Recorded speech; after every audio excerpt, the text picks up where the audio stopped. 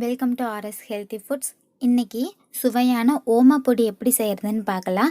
அதுக்கு முன்னாடி நம்ம சேனல் இன்னும் சப்ஸ்கிரைப் பண்ணலைன்னா உடனே சப்ஸ்கிரைப் பண்ணிவிடுங்க. வாங்க வீடியோக்குள்ளே போகலாம். ஒரு மிக்சிங் பவுல் எடுத்துக்கோங்க.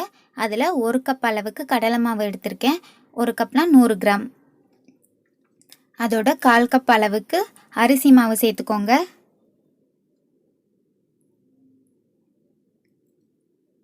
கால் டீஸ்பூன் மஞ்சத்தூள் கலருக்காக,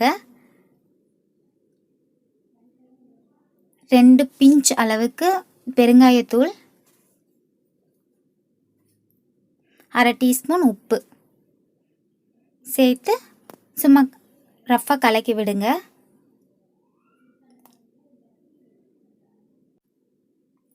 இது ஓம வாட்டர். 1 டேபிள் ஸ்பூன் அளவுக்கு ஓமத்தை 3/4 கப்பு சுடு தண்ணியில் 1/2 மணி நேரம் ஊற வச்சு எடுத்துட்டு வடிகட்டி எடுத்திருக்கேன். இது கொஞ்சம் கொஞ்சமாக சேர்த்து நல்ல மாவை பிசைஞ்சுக்கோங்க.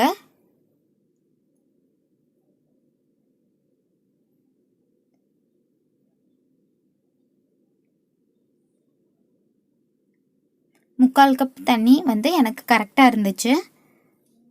மாவு ரொம்ப தண்ணியாட்டும் பிசைஞ்சிடக்கூடாது, கெட்டியாகவும் இருக்கக்கூடாது. இந்த மாதிரி இருக்கணும். இந்த கன்சிஸ்டன்சி தான் கரெக்டான கன்சிஸ்டன்சி. இது கூட 1 டேபிள் ஸ்பூன் ஆயில் சூடு பண்ணி சேர்த்துக்கணும், பச்சையாக சேர்க்கக்கூடாது.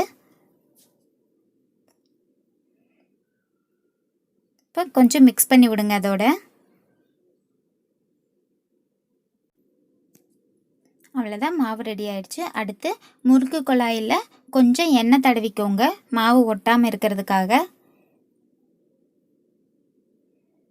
இப்போ எண்ணெய் தடவியாச்சு.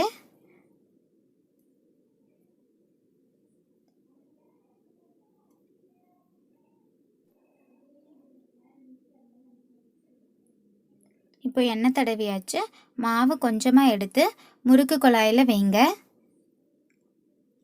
முறுக்கு குழாய் ஃபுல்லுமே மாவு போடக்கூடாது, ஏன்னா அமுத்தி புளியறதுக்கு கஷ்டமாக இருக்கும். ஒரு பாதி அளவுக்கு எடுத்துட்டிங்கன்னா நமக்கு புளியும் போது ஈஸியாக இருக்கும்.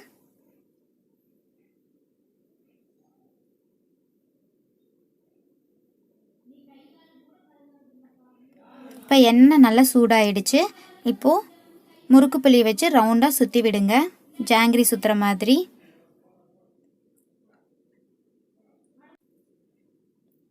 இப்போ புளிஞ்சு விட்டதும் நல்லா பபிள்ஸ் வருது பாருங்கள்.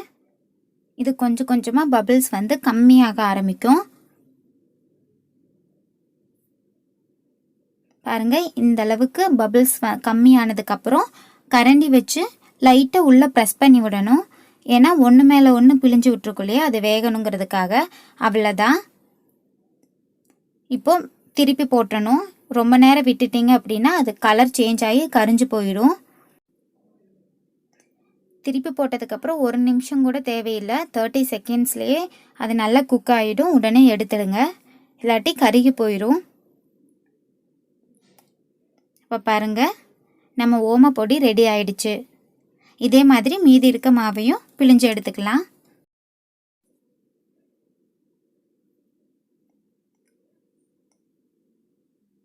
அவ்வளோதான், ஸ்டவ் ஆஃப் பண்ணிவிடுங்க. ஸ்டவ் ஆஃப் பண்ணதுக்கப்புறம் கொஞ்சம் கருவேப்பிலையை எண்ணெயில் போட்டு பொரித்து எடுத்துக்கோங்க.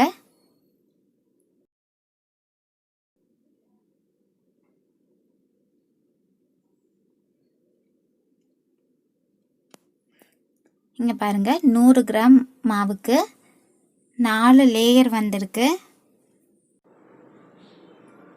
இதை லைட்டாக ப்ரெஸ் பண்ணி உதிர்த்து விடுங்க.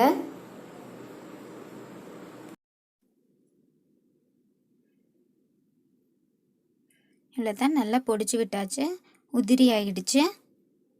இதோட நம்ம பொரிச்சு வச்சுருக்க கருவேப்பிலையை சேர்த்துக்கோங்க.